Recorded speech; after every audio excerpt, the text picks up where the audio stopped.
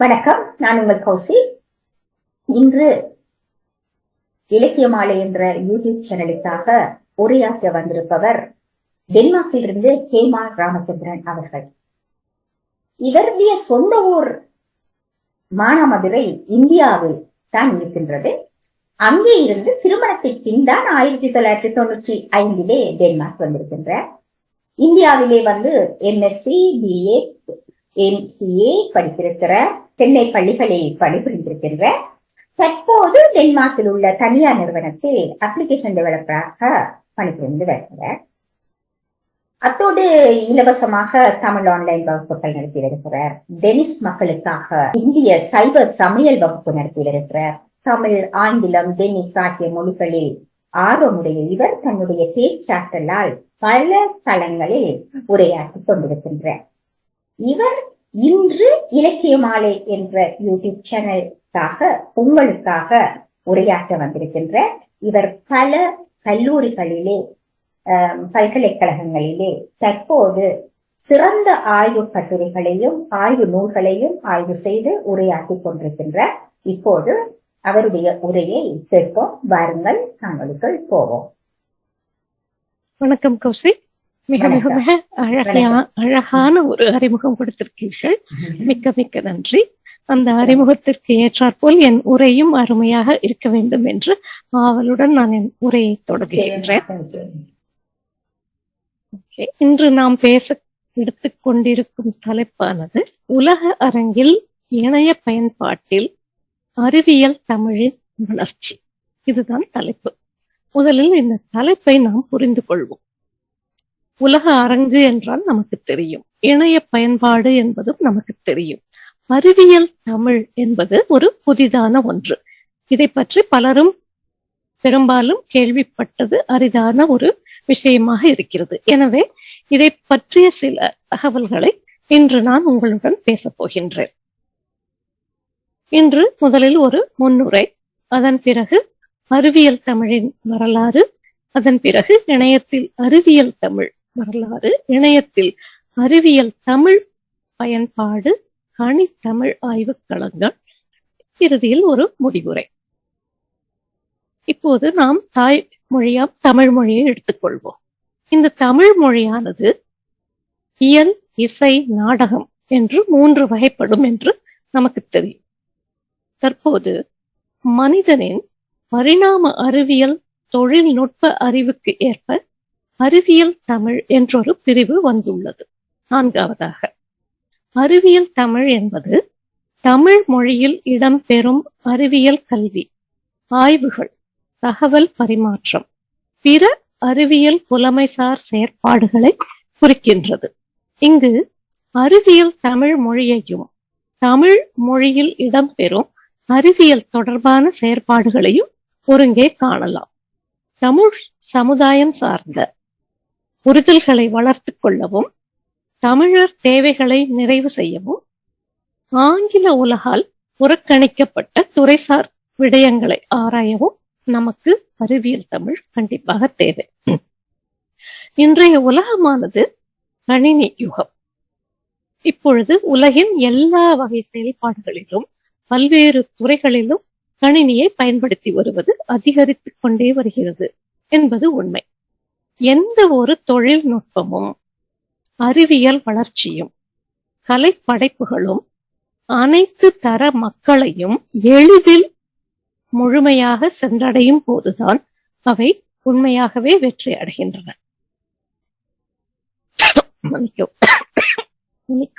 கௌசி,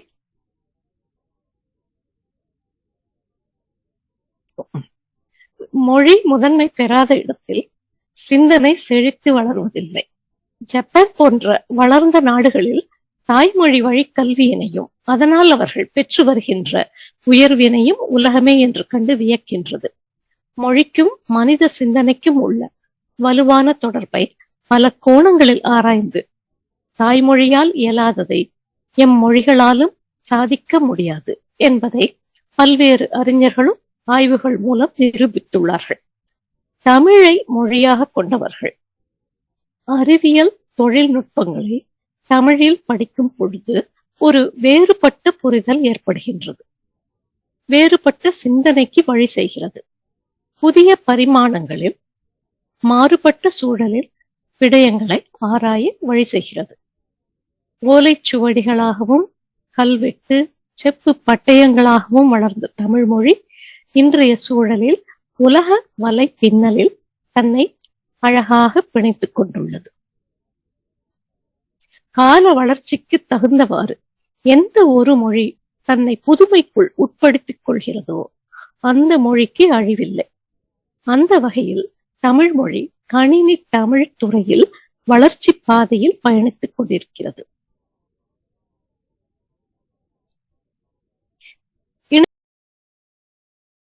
பயன்பாடும் வளர்ச்சியும் என்ற தலைப்பில் கூகுள் நிறுவனமும் KPMG என்ற நிறுவனமும் இணைந்து நடத்திய ஆய்வு ஒன்று 2016-17 ஆண்டில் நடைபெற்றது.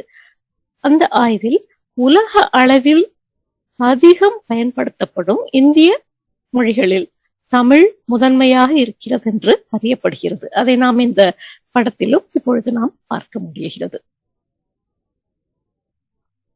இப்போது நாம் கணித்தமிழின் வரலாறு அதை பற்றி சற்று காண்போம்.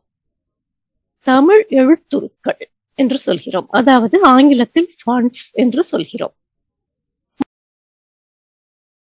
உரை தொகுப்பி என்றால் டெக்ஸ்ட் எடிட்டர்ஸ். இவற்றின் உருவாக்கம் பற்றி காண்போம். கணித்தமிழின் வரலாறு தமிழ் எழுத்துருவில் தொடங்கியது எனலாம். கணிப்பொறியில் தமிழை கையாள எழுத்துரு அடிப்படை தேவையாகும். 80களின் தொடக்கத்தில் கணிப்பொறிகளில் டாஸ் இயக்க முறைமையே இருந்தது. இயக்க முறை என்பது ஆபரேட்டிங் சிஸ்டம் என்று ஆங்கிலத்தில் சொல்லப்படும். அந்த டாஸில் பயன்படுத்தக்கூடிய தமிழ் உரை தொகுப்பிகள் 80களின் தொடக்கத்தில் வெளியிடப்பட்டன. அவற்றில் தமிழ் எழுத்துருக்களும் உள்ளிணைக்கப்பட்டிருந்தன. இதற்கு முக்கிய பங்களித்தவர்கள் யார் என்று பார்த்தோமானால் திரு நா. கோவிந்தசாமி, நந்தகுமார், பழனிவேல், முகமது இஸ்மாயில், டாக்டர் ஸ்ரீனிவாசன் போன்றோர். இவர்கள் பல எழுத்துருக்களை உருவாக்கினார்கள். அந்த எழுத்துருக்களின் பெயர்கள் சில: பாரதி, ஆதமி, துணைவன், பாரதி, கணியன், முரசு, மதுரை போன்றவை. மேலும் சொல் செயலாக்கி மென்பொருளும் இருந்தன, அதாவது டெக்ஸ்ட் எடிட்டர். சொற்செயலி என்பது ஒரு கணினியில் ஒரு உரை ஆவணத்தை ஆக்கி அதை திருத்த முடியும், சேமிக்க முடியும், திரும்பவும் பார்க்கக்கூடிய வகையில் அமைக்கக்கூடியதுதான் ஒரு சொல் செயலாக்கி மென்பொருள். இவற்றை நான் கூறிய இந்த பலரும் கம்பன், நளினம், தாரகை போன்ற சொற்செயலிகளை வெளியிட்டார்கள். 1990 விண்டோஸ் 3 வெளியிடப்பட்டது. அப்பொழுது அடிப்படை கணிப்பொறி அனுபவம் இல்லாதவர் கூட கணிப்பொறியை விரும்பி பயன்படுத்தும் நிலை ஏற்பட்டது. உலகம் முழுவதும் கணிப்பொறியின் பரவல் 1990க்கு பிறகு அதிகரித்தது. சாதாரண மக்களுக்கான பயன்பாடுகள் அவரவர் தாய்மொழியில் இருக்க வேண்டிய தேவை ஏற்பட்டதால் உலக மக்கள் தம் தாய்மொழிக்கான எழுத்துருக்களையும் பயன்பாடுகளையும் உருவாக்கி கொண்டார்கள். அப்பொழுது உலகெங்கும் ட்ரூ டைப் ஃபாண்ட் எனும் தொழில்நுட்பம் பயன்படுத்தப்பட்டது. தமிழ் பத்திரிகைகள், பதிப்பகங்கள் அனைத்தும் தங்கள் விருப்பப்படி உருவாக்கப்பட்ட எழுத்துருக்களையும் தத்தம் விருப்பம்படி அமைத்துக் கொண்டார்கள். எந்த குறிப்பிட்ட குறியாக்க முறையையும் பின்பற்றவில்லை. எழுத்துரு வடிவமைப்பு நிறுவனங்கள் அவர்கள் விருப்பப்படி குறியாக்கத்தை அமைத்துக் கொடுத்தார்கள். அப்போது 1985 95 வரையிலான அந்த 10 ஆண்டு காலகட்டத்தில் கணிப்பொறியில் தமிழின் பயன்பாடும் கணிப்பொறி பயன்பாடுகளும் பெருமளவு அதிகரித்த போதும் அப்பொழுது தரப்பாட்டுக்குள் இல்லாத எழுத்துருக்கள் இருந்தன. இதனால் குழப்பத்துக்கு ஆளானவர்கள் பயனாளர்கள். ஒரு நிறுவனத்தில் உள்ள கணிப்பொறியில் தயாரிக்கப்பட்ட ஒரு தமிழ் ஆவணத்தை நகலெடுத்து வேறொரு நிறுவனத்தில் உள்ள கணிப்பொறியில் பதிவு செய்து படிக்க முடியாது. ஏனென்றால் அந்த தர கட்டுப்பாடு இல்லை. ஒவ்வொரு நிறுவனங்களும் வெவ்வேறு குறியாக்க முறையில் அமைந்த எழுத்துருக்களை பயன்படுத்தி வந்தன. அதன் பிறகு 1995 விண்டோஸ் 95 அதன் அறிமுகம் இணையத்தை ஒரு புதிய உச்சத்திற்கு உயர்த்தியது. இணையத்தில் ஏராளமான தமிழ் வலையகங்கள் இடம்பெறலாயின. உலகெங்கும் புலம்பெயர்ந்த தமிழர்கள் தங்களை ஒன்றிணைத்துக் கொள்ள தமிழை இணையத்தில் தோற்றம் பெற செய்யும் முயற்சியில் ஈடுபட்டார்கள். இணையத்தின் வழியாக தமிழில் செய்திகளை பரிமாறிக்கொள்ள விரும்பினார்கள். அவர்கள் தங்கள் பாரம்பரியத்தை பாதுகாத்துக் கொள்ளவும் தமிழ் மொழி, இலக்கியம், வரலாறு, பண்பாடு, கலை ஆகியவற்றை தொடர்ந்து கற்று தெளியவும் தமிழ் இணையதளங்களை உருவாக்க விரும்பினர். உலகின் பல பகுதிகளில் வாழ்ந்து வரும் கணிப்பொறியில் வல்லமை பெற்ற தமிழர்கள் தமிழை கணிப்பொறி மற்றும் இணைய பயன்பாட்டில் கொண்டு செல்ல முயன்றனர். 1983 பிறகு இலங்கையில் ஏற்பட்ட உள்நாட்டு அரசியல் பிரச்சனையால் தமிழர்கள் உலகம் முழுக்க புலம்பெயர வேண்டிய தேவை ஏற்பட்டது. அவர்கள் தங்களை ஒன்றிணைக்க தமிழ் வளர்ச்சியில் கவனம் செலுத்தினர். இதன் விளைவாக பல்வேறு சங்கங்கள், அமைப்புகளை இணையத்தில் உருவாக்கினார்கள். உலகம் முழுக்க இத்தகைய பணிகள் நடைபெற்றன. இதன் காரணமாக இணையத்தில் தமிழ் மிக எளிதில் வளர்ந்து வந்தது. இணையத்தின் வருகை கணிப்பொறி வரலாற்றில் அப்பொழுது ஒரு முக்கியமான திருப்பு முனையாக இருந்தது. தமிழ்நாட்டிலும் கூட அச்சில் வெளிவந்த பல்வேறு நாளேடுகள், வார மாத இதழ்கள் இணையத்தில் இடம் பிடித்தன. தினபூமி, தினமணி, தினத்தந்தி, தினமலர், ஆனந்த விகடன், குமுதம், கல்கி, கணையாழி ஆகியவை அவற்றுள் சில. அப்போது இதே பிரச்சனை, அதாவது வெவ்வேறு எழுத்துரு, அதை படிக்க முடியும், எல்லோராலும் படிக்க முடியாது. ஆக பேராசிரியர் ஜார்ஜ் கோவிந்தசாமி போன்றோரின் முயற்சிகளால் தமிழ் எழுத்துரு குறியாக்க தரப்பாடு பற்றி விவாதிக்கப்பட்டது.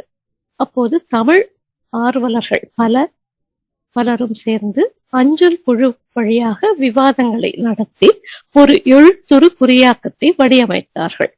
அதன் பெயர் TSCII, அதாவது TISCI என்று அதை கூறுவார்கள்.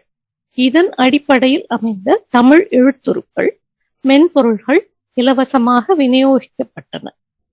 பிற குறியாக்க முறைகளில் உள்ள ஆவணங்களை TISCIக்கு மாற்றுவதற்கான மென்பொருள்களும் கருவிகளும் உருவாக்கப்பட்டன.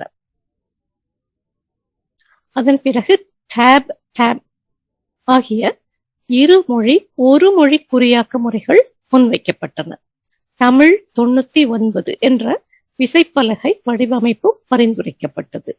அதனை அடுத்து இணைமதி, அஞ்சல், லதா, பாமினி என பல எழுத்துருக்கள் உருவாகின. இந்த நிலையில் பயனாளர்கள் நிலை என்னவாக இருக்கும்? இவ்வாறாக இணையத்தில் தமிழின் பரவல் குறிப்பிட்டு சொல்லும்படி இருந்த போதும் பயனாளர்களின் அனுபவம் மிகவும் அவலம் மிக்கதாகவே இருந்தது. தமிழ் வலையகம் ஒவ்வொன்றை பார்வையிடவும் அவர்கள் ஒவ்வொரு தமிழ் எழுத்துருவை பதிவிறக்க வேண்டும். உதாரணமாக அஞ்சல் என்று ஒரு எழுத்துரு வேண்டும், லதா என்று ஒரு எழுத்துரு வேண்டும். இவ்வாறு பலவிதமான எழுத்துருக்கள் அவர்கள் கணினியில் இருந்தால்தான் அவர்கள் வெவ்வேறு வலையகம் சென்று அவற்றை படிக்கக்கூடியதாக இருந்தது. ஆக இதற்காக ஏற்பட்டதுதான் ஒருங்குறி யூனிகோட். அதாவது தமிழ் இணைய பயன்பாட்டில் அதை ஒரு மைல்கல் என்று சொல்லலாம். இது அனைத்து கணினி மொழிகளையும் ஒன்றிணைக்க யூனிகோட் என்ற எழுத்துரு உருவாக்கப்பட்டது. இதை தமிழில் ஒருங்குறி என்று சொல்கிறோம். நாம் மொழியில் எழுதும் எழுத்துக்கள் அல்லாத வரி, உருவங்கள் மற்றும் எண்கள் ஆகியவற்றை கணினியில் அந்த தொழில்நுட்பங்களில் பயன்படுத்துவதற்காக உருவாக்கப்பட்ட ஒரு நியமம்தான் இந்த ஒருங்குறி நியமம். இதன் வளர்ச்சியால் தமிழ் மொழியில் கணினி பயன்பாடு அமைவது மிக சிறப்பான மாற்றத்தை ஏற்படுத்தி உள்ளது. இந்த யூனிகோடு முறை மூலமாக பதிக்கப்பட்ட தகவல்களை தமிழிலேயே நாம் தேடலாம், பெறலாம், மின் அஞ்சல்களையும் எளிதாக அனுப்ப முடியும். அதன் பிறகு இணையம் தொடர்பான மாநாடுகள் பல நடைபெற்றன. எந்த ஒரு அமைப்பும் தோன்றுவதற்கு முன்னர் மாநாடுகளும் கருத்தரங்குகளும் மிகவும் அவசியம். தமிழில் இணையதளங்கள் செம்மையுற அமைவதற்கு பல கருத்தரங்குகளும் மாநாடுகளும் நடத்தப்பட்டன. இவை அரசாலும் சில தனியார் அமைப்புகளாலும் 1994 முதல் 2011 வரை நடத்தப்பட்டன. இந்த மாநாட்டின் மூலமாக ஒரே தமிழ் எழுத்து முறையாக டேம் வகையும் ஆங்கில தமிழ் கலப்பு எழுத்துரு முறையாக டேப் வகையும் அறிமுகப்படுத்தப்பட்டன. தமிழ் மென்பொருள் ஆராய்ச்சி மானிய குழு ஒன்று அமைப்பதற்காக தீர்மானம் நிறைவேற்றப்பட்டது. உலகம் முழுவதும் உள்ள தமிழர்களுக்காக இணையம் வாயிலாக உலக தமிழ் இணைய பல்கலைக்கழகம், அதாவது தமிழ் விர்ச்சுவல் யூனிவர்சிட்டி ஒன்றை நிறுவுவதற்கான அறிவிப்பு வெளியிடப்பட்டது. அதன் பெயர் இப்பொழுது தமிழ்vu.org என்ற பெயரில் அது தற்பொழுது இயங்கி வருகிறது. அதன் பிறகு 3வது உலக தமிழ் இணைய மாநாடு 2000 ஆண்டு நடைபெற்றது. அப்பொழுது நடைபெற்ற சில முக்கியமான விஷயங்கள் என்னவென்றால், தமிழ் கலைச்சொல் தொகுப்பு, யூனிகோட் தமிழ் ஆய்வு, இணையதள தமிழ் முகவரி வடிவமைத்தல், தமிழ் வரி வடிவ குறியீட்டு தரப்பாடு, ஆங்கில வரி வடிவ தமிழ் தரப்பாடு, தமிழ் எழுத்துரு படித்து அறிதல், லினக்ஸ் என்ற ஒரு ஆபரேட்டிங் சிஸ்டம் கேள்விப்பட்டிருப்போம், அதில் தமிழை உபயோகப்படுத்துவது போன்ற ஆய்வுகளை நடத்தினார்கள். தமிழ் ஃபார் டுமாரோ, இணையம் வளர்க்கும் தமிழ், கணினி வழி காண்போம் தமிழ் என்ற கருப்பொருளில் பல கருத்தரங்கள் நடைபெற்றன. இவ்வாறாக இந்த மாநாட்டில் இணைய வழி தமிழ் கற்றல், கற்பித்தல், கணினி வழி மொழியியல் ஆய்வுகள், சொல் திருத்திகள், பேச்சு மற்றும் சொற்பகுப்பு ஆய்வுகள், எழுத்து உணரி செயற்பாடுகள், கையடக்க கருவிகளில் தமிழ், தமிழ் ஒருங்குறி போன்ற தலைப்பினை ஒட்டி பல்வேறு கட்டுரைகள் சமர்ப்பிக்கப்பட்டன.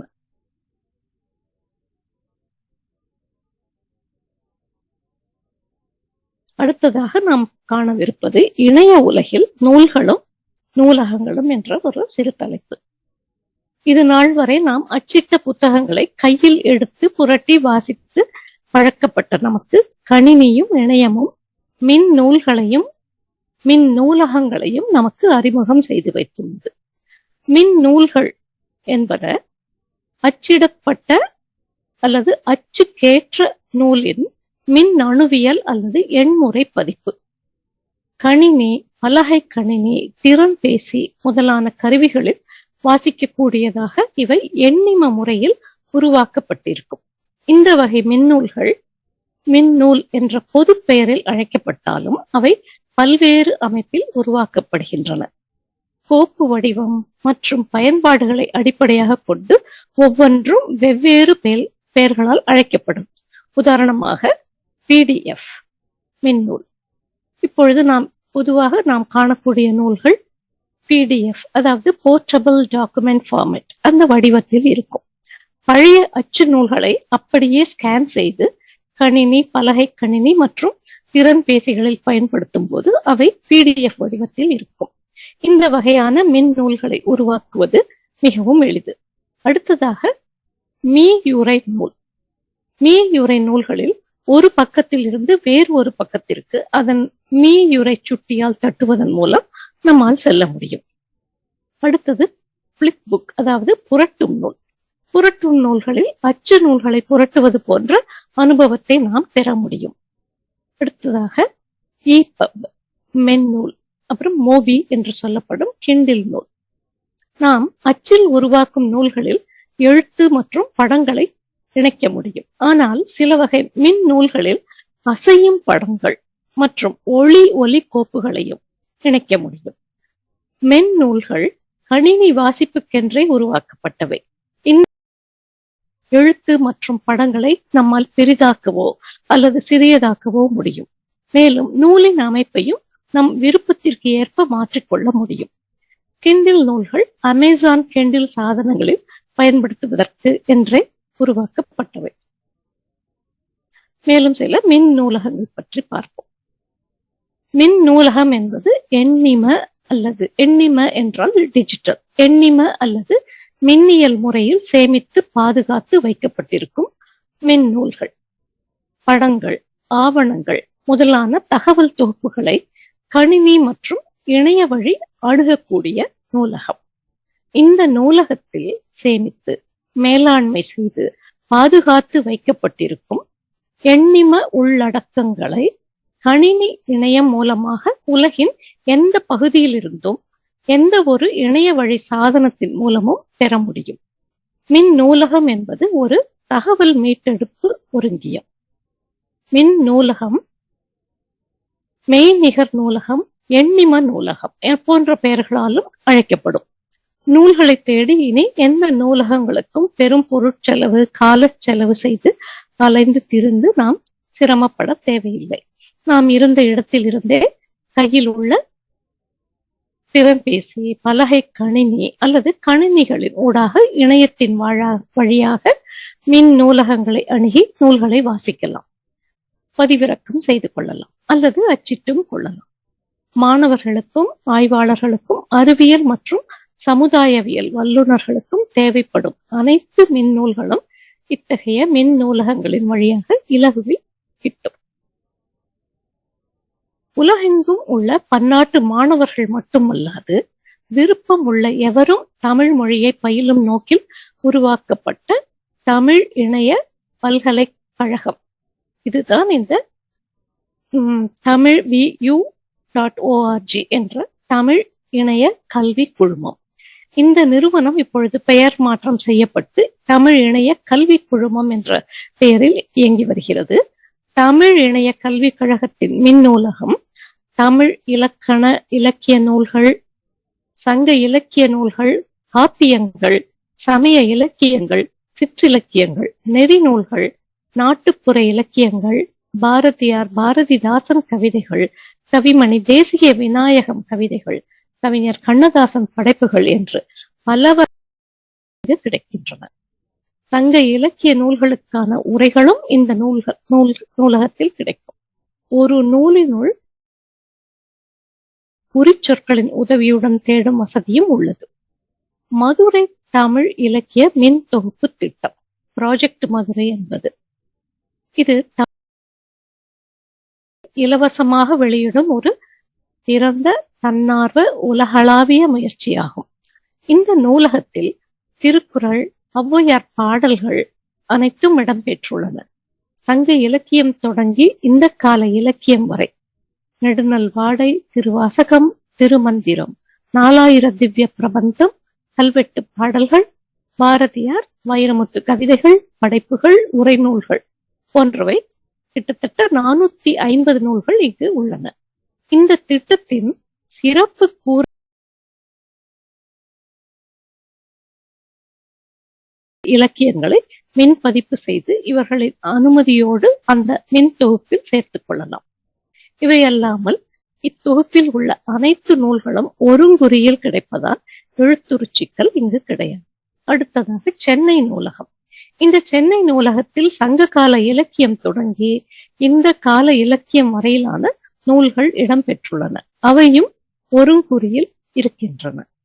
இந்த நூலகத்தில் உறுப்பினர்களாக இணைவோருக்கு தரவேற்றம் செய்யப்பட்டுள்ள நூல்களை PDF கோப்புகளாக தரவிறக்கம் செய்து கொள்ளும் வசதியும் இங்கு உண்டு. அடுத்து நூலக திட்டம்.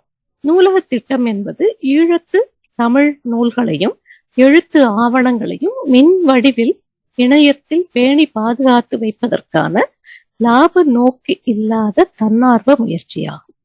இந்த திட்டத்தில் பங்களிக்க விரும்பும் எவரும் எந்த நூலையும் மின் நூலாக்கம் செய்யலாம். குறிப்பாக மின் நூலாக்கம் செய்யப்படும் நூல் ஈழத்து எழுத்தாளர்களால் எழுதப்பட்டதாக இருக்க வேண்டும். இந்த நூலகத்தில் கிட்டத்தட்ட 5000 ஈழத்து நூல்கள், 6000க்கும் மேலான இதழ்கள், 2000க்கும் மேலான பத்திரிகைகள் உள்ளன. அடுத்ததாக பார்க்க போவது தமிழ் மரபு அறக்கட்டளை. தமிழ் மரபு அறக்கட்டளை எனும் தன்னார்வ தொண்டு நிறுவனம் 2001ஆம் ஆண்டு உலகு தழுவிய ஒரு இயக்கமாக உருவாக்கப்பட்டது.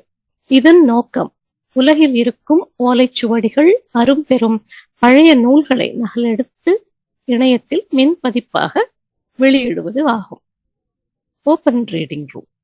1000த்திற்கும் மேற்பட்ட அரிய தமிழ் நூல்களை மின்னூல் வடிவில் இலவசமாக படிக்க உதவும் ஒரு இணையதளம் ஓபன் ரீடிங் ரூம்.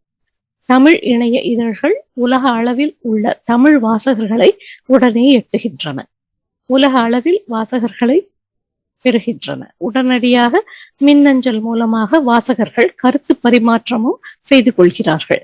இவ்வாறாக தமிழ் மொழியின் கலை பண்பாட்டு பகிர்வுகள், தேடல்கள், பார்வைகள் பன்முக நோக்கில் பரவி வருகின்றன. உலகில் பல்வேறு நாடுகளில் வாழும் தமிழர்கள் இடத்தால் வேறுபட்டு பண்பாட்டு நாகரீக மாற்றங்களுக்கு உட்பட்டிருந்தாலும் தமிழால், தமிழ் இணையத்தால் இன்று ஒன்றுபட முடிகின்றது. இதற்கு பெரும் பங்காற்றி வருவன தமிழ் இணைய இதழ்கள்.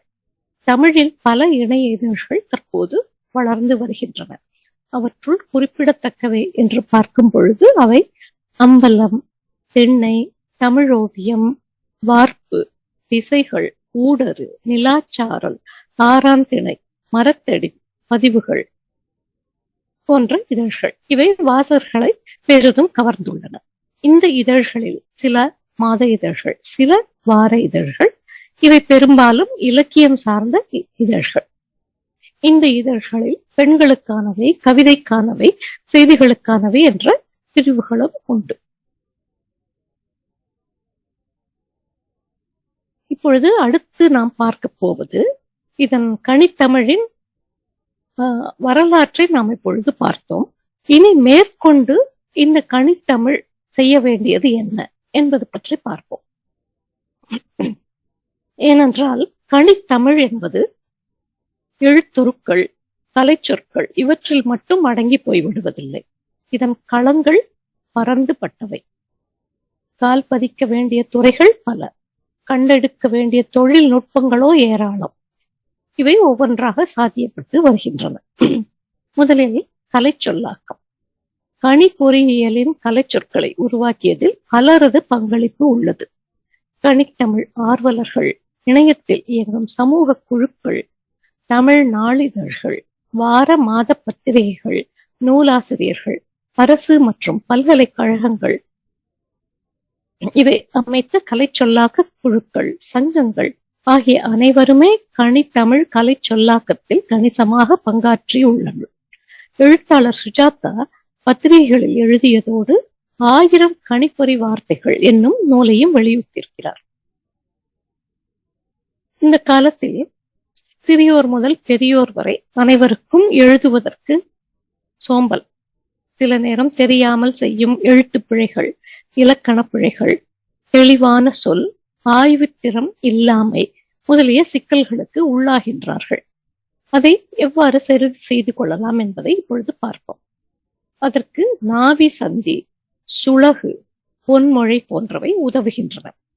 உதாரணமாக ஒரு ஆவணத்தில் நாம் உள்ளீடு செய்யும் பொழுதே அது சொற்பிழை, இலக்கண பிழைகளை சுட்டிக்காட்டும். பிழை திருத்தத்துக்கான வழிமுறைகளை கூறும். பொன்மொழி போன்ற பல சொல் செயலாக்கிகளில் இந்த சொற்பிழை திருத்த மென்பொருள் கருவிகள் உள்ளிணைக்கப்பட்டுள்ளன. இதை இலக்கண பிழை திருத்தத்துக்கும் நீட்டிப்பதற்காக ஆய்வுகள் தற்போது நடைபெற்று வருகின்றன.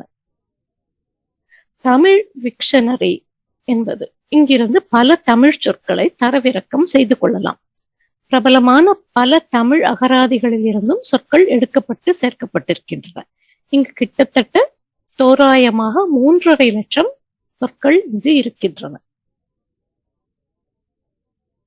அடுத்து நாம் பார்க்கவிருப்பது OCR, அதாவது ஆப்டிக்கல் கேரக்டர் ரெகக்னிஷன் என்று ஆங்கிலத்தில் சொல்லப்படும். தமிழில் இதை ஒளி எழுத்துணரி என்று சொல்கிறோம். இது எழுதப்பட்ட அல்லது பதிக்கப்பட்ட எழுத்துக்களை இயந்திரம் மூலமாக கணினிக்கு புரியும்படி மாற்றும் ஒரு நுட்பம். முதலில் ஆவணங்களை வருட வேண்டும், அதாவது ஸ்கேன் செய்ய வேண்டும். இதற்கு உணர்திறன் வாய்ந்த வருடிகள் தேவைப்படும். ஸ்கேனர் கொண்டு படங்களை ஸ்கேன் செய்து அவற்றை டிஜிட்டல் வடிவில் மாற்றிக்கொள்ளலாம் என்பது நமக்கு தெரியும். அதே போல இந்த ஸ்கேனரை பயன்படுத்தி அச்சிடப்பட்ட அல்லது கையினால் எழுதப்பட்ட ஆவணங்களை ஸ்கேன் செய்து பிறகு OCR தொழில்நுட்பத்துடன் அவற்றை நாம் திருத்தக்கூடிய வகையில் அதை ஒரு டாக்குமெண்டாக ஆவணமாக நம்மால் மாற்றிக்கொள்ள முடியும். எனினும் இந்த OCR தொழில்நுட்பத்தின் மூலம் மாற்றப்படும் ஆவணம் 100% திருத்தமாக இருக்கும் என்று தற்போது சொல்ல முடியாது. எனினும் காலப்போக்கில் இந்த தொழில்நுட்பம் மேலும் வளரும் என்று நாம் எதிர்பார்க்கலாம். இது போன்ற தமிழில் அச்சிடப்பட்ட ஆவணங்களை ஸ்கேன் செய்து அவற்றை ஆவணங்களாக மாற்றுவதற்கு பொன்விழி என்ற மென்பொருள் உதவுகின்றது. அடுத்ததாக ஹேண்ட் ரைட்டிங் ரெகக்னிஷன், கையெழுத்து அறிதல். இது OCRின் அடுத்த கட்டம். அச்சிட்ட ஆவணங்கள் மட்டுமல்லாது கையெழுத்து ஆவணங்களையும் கணிப்பொறி தகவலாய் மாற்றும் கருவி தமிழுக்கு வேண்டும். டேப்லெட் PC என்று சொல்லப்படும் கணிப்பொறிகளில் திரையில் மின் பேனாவில் ஆங்கிலத்தில் எழுதி கணிப்பொறி ஆவணமாக சேமிக்க முடியும். கணிப்பொறிக்கான கட்டளைகளை கையால் எழுதி உணர்த்த முடியும். அதே போன்று தமிழுக்கும் கையெழுத்து ஆவணங்களை கணிப்பொறி ஆவணமாக்கும் ஆய்வுகள் முழு மூச்சில் நடைபெற்று வருகின்றன. அடுத்தது குரல் அறிதல், வாய்ஸ் ரெகக்னிஷன். கணிப்பொறி முன் அமர்ந்து டிக்டாபோன் என்னும் கருவியில் பேச பேச கணிப்பொறி அதனை உரை ஆவணமாக மாற்றித்தரும். ஆங்கில மொழி குரலறி மென்பொருட்கள் பல தற்பொழுது உள்ளன. தமிழுக்கும் அது போன்ற மென்பொருள் உருவாக்கப்பட வேண்டும். அதற்கான ஆய்வுகள் தற்போது நடைபெற்று வருகின்றன. அடுத்ததாக உரையை குரலாக்குதல். கணிப்பொறியில் ஒரு ஆவணத்தை திறக்கின்றோம். ஒரு பொத்தானை அழுத்தியதும் அந்த ஆவணத்தில் உள்ள விவரங்களை கணிப்பொறியே உங்களுக்கு படித்து காட்டும். பனுவல் சுருக்க கருத்துருவாக்கம். இதையும் தாண்டி சில பக்கங்களை நாம் கணினியில் உள்ளீடு செய்தால் கணினியானது அவற்றில் உள்ள கருத்துக்களை புரிந்து கொண்டு அந்த கருத்தை நமக்கு கூறபடியான மென்பொருட்களும் இருக்கின்றன. இதை பனுவல் சுருக்க கருத்துருவாக்கம் என்று அழைக்கின்றார்கள். தற்போது ஒரு மொழியில் உள்ள உரை அல்லது பனுவலை மற்றொரு மொழியில் மொழிபெயர்த்து தரும் மென்பொருளை உருவாக்குவதற்கான முயற்சியும் நடைபெற்று வருகின்றன. எந்திர மொழிபெயர்ப்பு. இணையத்தில் ஒரு வலையகத்தில் ஜெர்மன் மொழியில் சில தகவல்கள் சேமித்து வைக்கப்பட்டுள்ளன. அவை உங்களுக்கு தேவைப்படுகின்றன. இணையத்தில் அந்த தகவல்களை பார்வையிடும் போதே ஆங்கிலத்தில் ஆன் தி ஃப்ளை என்று சொல்வார்கள். அதை ஆங்கிலத்தில் மொழிபெயர்த்து தரப்படுவதாயின் எப்படி இருக்கும்? இதற்கான மென்பொருட்கள் இப்பொழுது பயன்பாட்டில் உள்ளன. அவை துல்லியமான மொழிபெயர்ப்பை தராவிட்டாலும் அந்த தகவல்களை நம்மால் ஓரளவு புரிந்து கொள்ளும் அளவுக்கு அந்த மொழிபெயர்ப்பு இருக்கும். இதுவே எந்திர மொழிபெயர்ப்பு என்று சொல்லப்படுகிறது. ஆங்கிலம் உட்பட பல மேனாட்டு மொழிகளுக்கான எந்திர மொழிபெயர்ப்பு மென்பொருட்கள் பயன்பாட்டில் உள்ளன. ஆங்கிலம் தமிழ் மொழிபெயர்ப்புக்கான எந்திர மொழிபெயர்ப்பு மென்பொருள்கள் இன்னும் தொடக்க நிலையிலேயே உள்ளன. மின் அரசாண்மை. ஒரு அலுவலகத்தின் தகவல் மேலாண்மையும் தகவல் பரிமாற்றமும் தாள்கள் மூலமாக நடைபெறாமல் முற்றிலும் கணிப்பொறி வழியாகவே நடைபெறுவதற்கான மென்பொருள் பயன்பாடுகள் புழக்கத்தில் உள்ளன. அதாவது இன்றைய சூழ்நிலையில் தாள் இல்லா அலுவலகம், பேப்பர்லெஸ் ஆபீஸ் சாத்தியம். அது போலவே அரசு அலுவலகங்களை கணிப்பொறி பிணையங்கள் மூலமாக பிணைத்து அனைத்து அரசு நடவடிக்கைகளையும் தகவல் பரிமாற்றங்களையும் கணிப்பொறி மூலமாக மேற்கொள்ள முடியும். அரசின் திட்டப்பணிகள் விரைவாக நிறைவேறும். அவற்றின் பலன்கள் நேரடியாக மக்களை போய் சேரும். ஊழல் குறையலாம். இத்தகைய அரசாட்சியை மின் அரசாண்மை என்கிறோம். தமிழ்நாட்டில் மின் அரசாண்மை நடைமுறையாக்கம் தற்போது மேற்கொள்ளப்பட்டு வருவது குறிப்பிடத்தக்கது. செயற்கை நுண்ணறிவு, ஆங்கிலத்தில் ஆர்டிபிஷியல் இன்டெலிஜென்ஸ் என்று சொல்கிறோம். செயற்கை நுண்ணறிவு திறனும் தமிழ் கற்றல் கற்பித்தல் நுட்பங்களும் மனிதர்களின் அறிவை இயற்கையான அறிவு, செயற்கையான அறிவு என்று வகைப்படுத்த இயலும். புலவித்தை கற்று பாதி கல்லாமல் பாதி என்ற பழமொழி கூட இந்த கருத்தை எடுத்துரைக்கிறது. இதையே வழக்கில் தன்னறிவு சொல்லறிவு என்றும் கூறலாம். அறிவியல் துறையில் தற்போது முன்னணி கண்டுபிடிப்புகளில் ஒன்றாக இருப்பதுதான் இந்த ஆர்டிபிஷியல் இன்டெலிஜென்ஸ், செயற்கை நுண்ணறிவு.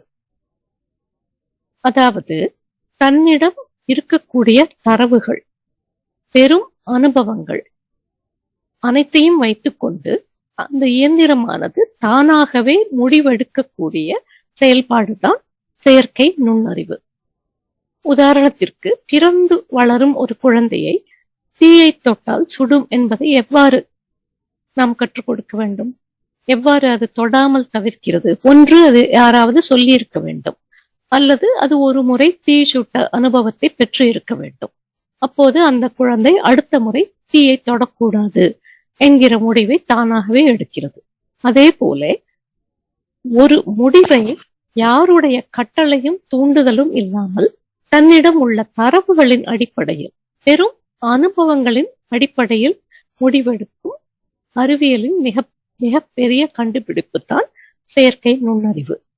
மனிதர்களுக்கு ஒத்த அல்லது மனிதர்களை விட அறிவுத்திறன் கொண்ட கணிப்பொறிகளை உருவாக்குவதே இந்த துறையின் நோக்கம்.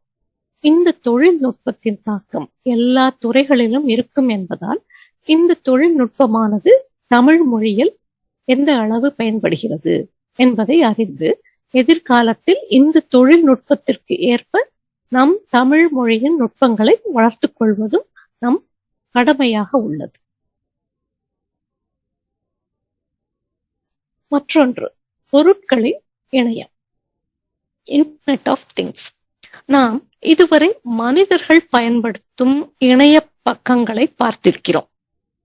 இது பொருட்களுக்கான இணையம் என்று சொல்கிறோம், அதாவது இன்டர்நெட் ஆஃப் திங்ஸ். இதை அறிந்து கொள்ள நமக்கு ஒரு ஆவல் மேலிடும். அதாவது ஒவ்வொரு பொருளிற்கும் அல்லது புத்திசாலியான பொருள்களுக்கும் இடையே உள்ள தரவுகளை பரிமாறிக்கொள்வதையே பொருட்களுக்கான இணையம் என்று கூறுகிறோம். உணர்விகள், மின்னணு பொருட்கள், மென்பொருட்கள் ஆகியவற்றுடன் ஒருங்கிணைந்து சாதனங்களானது தங்களுக்கிடையே தரவுகளை பரிமாறிக்கொள்ளுதல், ஆய்வு செய்தல் ஆகிய பணிகளை பயன்படுத்தி திட்டமிடுதல், நிர்வகித்தல், முடிவெடுத்தல் ஆகிய செயல்களை இந்த பொருட்களுக்கான இணையத்தின் வாயிலாக செயற்படுத்த முடிகின்றது. இந்த பொருட்களின் இணையம் இணைந்திருக்கும் கருவிகளில் இருந்து பெறப்படும் தகவல்களை ஒருங்கிணைத்து அதிலிருந்து உங்களுக்கு ஆலோசனைகளை வழங்கும் அல்லது உங்களுக்கு ஏற்ற முடிவுகளை எடுக்கும்.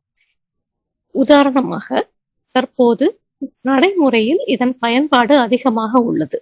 நமக்கே தெரியாமல் நாம் இவற்றை பயன்படுத்தி கொண்டிருக்கிறோம். ஸ்மார்ட் ஹோம் என்று சொல்கிறோம், அதாவது திறன்மிகு வீடு. உதாரணமாக, நாம் நம்முடைய தொலைபேசியில் அந்த வீட்டில் உள்ள ஏதேனும் ஒரு சாதனத்தை இணைத்துக் கொள்ளலாம். அந்த சாதனத்தை நாம் வீட்டிற்கு வருவதற்கு முன்னாலேயோ அல்லது வேறு எங்கிருந்தோ அந்த சாதனத்தை நம்மால் இயக்க முடியும். ஸ்மார்ட் ஹோம் என்று அதை சொல்கிறோம். அடுத்தாற்போல நாம் அணியக்கூடிய சாதனங்கள், உதாரணமாக ஒரு சில ஆப்பிள் வாட்ச் போன்றவை நாம் அணிந்து கொள்கிறோம். அவை நம்முடைய இதய துடிப்பு போன்ற பல தகவல்களை சேமித்து நமக்காக கொடுக்கிறது. அடுத்து, இணைய தொடர்புள்ள கார், கனெக்டட் கார்ஸ். தொழில்துறையில் இந்த பொருட்களின் இணையம், திறன்மிகு நகரங்கள் அதாவது ஸ்மார்ட் சிட்டிஸ், திறன்மிகு சில்லறை விற்பனை, நல்வாழ்வில் பொருட்களின் இணையம், பயிரிடுதலில் பொருட்களின் இணையம் என பல வகையில் இவை இருக்கின்றன. வரும் காலங்களில் இதன் வளர்ச்சியால் வாகனங்கள் தானியங்கியாக மாறலாம், போக்குவரத்துகளை கட்டுப்படுத்தலாம், சுற்றுச்சூழலை நிர்வகிக்கலாம், அவற்றை கட்டுப்படுத்தக்கூடிய முறைகளும் வரலாம். மருத்துவமனையில் நோயாளிகளை கண்காணிக்க முடியும். தேவையான போது தேவையான அளவிற்கு அவர்களுக்கு மருந்துகளை கொடுப்பது போன்ற செயல்களை செய்யலாம். வீடுகள், அலுவலகங்கள் இவற்றை உருவாக்கும் கட்டுமான பணிகளை கண்காணிக்க முடியும். இயந்திரங்களுக்கு இடையேயான தகவல்களை பரிமாறிக்கொள்வதால் வாகனங்கள் எங்குள்ளன என்று அறிந்து கொள்ளலாம்.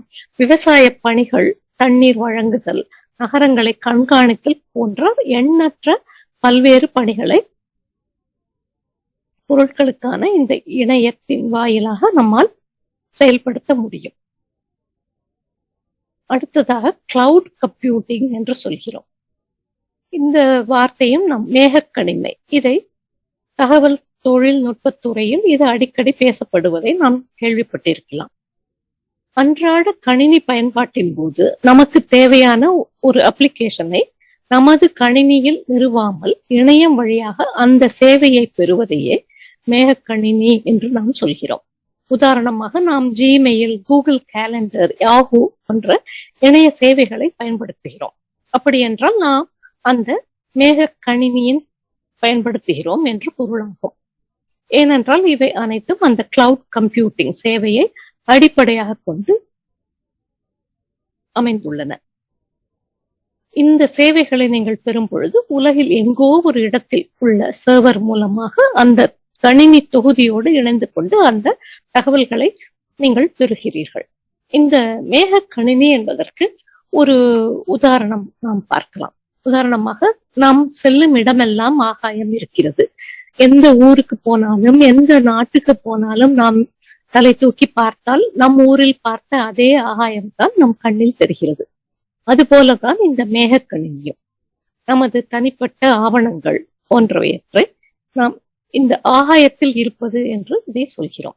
இவை நாம் எங்கு சென்றாலும் அவையும் நம்மை பின்தொடர்ந்து வரும்.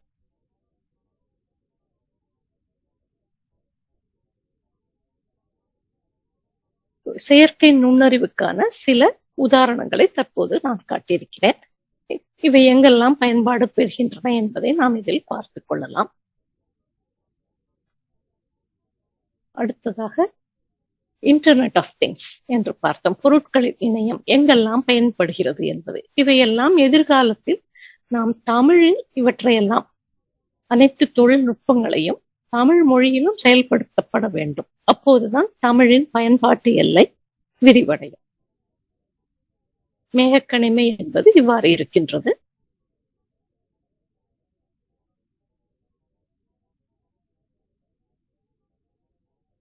இறுதியாக இப்பொழுது ஜப்பான், சீனா, ஜெர்மனி, டென்மார்க் போன்ற பல நாடுகளில் அறிவியலை அவரவர் தாய்மொழியில் அவர்கள்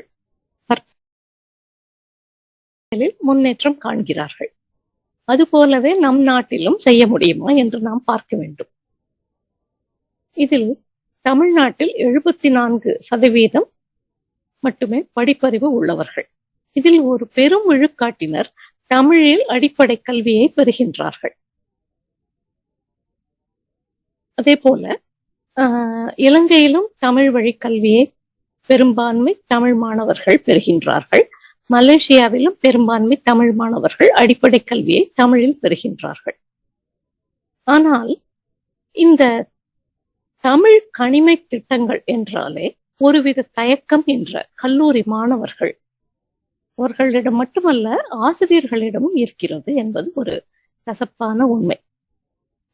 இதற்கு இந்த கால சூழ்நிலை காரணமா அல்லது படித்தவர்களிடம் தமிழ் பற்று குறைவா என்று நாம் பார்க்க வேண்டும். இப்படிப்பட்டவர்களிடம் நம்பிக்கை கொண்டு வர தமிழ் ஆர்வலர்கள் என்ன செய்ய வேண்டும் என்று ஆராய்வது இங்கு ஒரு நோக்கமாகும். பலரும் தமிழ் கணிமை எதற்கு, இதனால் என்ன பயன் என்று தட்டி கழிக்க பார்க்கின்றார்கள். தமிழில் மென்பொருட்களை உருவாக்கும் தேவையை பலரும் உணர மறுக்கின்றார்கள். மேலும் தமிழ் கணிமையில் திட்டம் செய்தால் பிறகு வேலை கிடைக்காது என்ற ஒரு அவநம்பிக்கையும் இருக்கின்றது. அனைத்து கல்லூரிகளும் ஆசிரியர்களுக்கு பட்டறைகள் மூலம் கற்பித்து மாதிரி திட்டங்களை எடுத்து செயல்படுத்தி மாணவர்களிடம் நம்பிக்கையை வரவழைக்க வேண்டும். மாணவர்கள் மிகப்பெரிய சக்தி, அது இலவசமாக கிடைக்கின்றது. மேலும் மாணவர்களுக்கு தமிழில் ஆர்வம் வந்துவிட்டால் அதன் மூலம் அவர்கள் செயல்பட்டால் நாட்டுக்கும் நன்மை பயக்கும். தமிழ் மென்பொருட்களால் தமிழ் தெரிந்த மக்களுக்கு மிகவும் பயனுள்ளதாகவும் அவர்கள் அதை தங்கள் வாழ்க்கை தரத்தை மேம்படுத்தவும் செய்வார் என்பது திண்ணம். ஆக எங்கும் தமிழ், எதிலும் தமிழ், எப்போதும் தமிழ் என்றிருப்போம். தமிழுக்கு இணை தமிழே என்று வாழ்த்து கூறி நன்றியுடன் விடைபெறுகிறேன். வணக்கம்.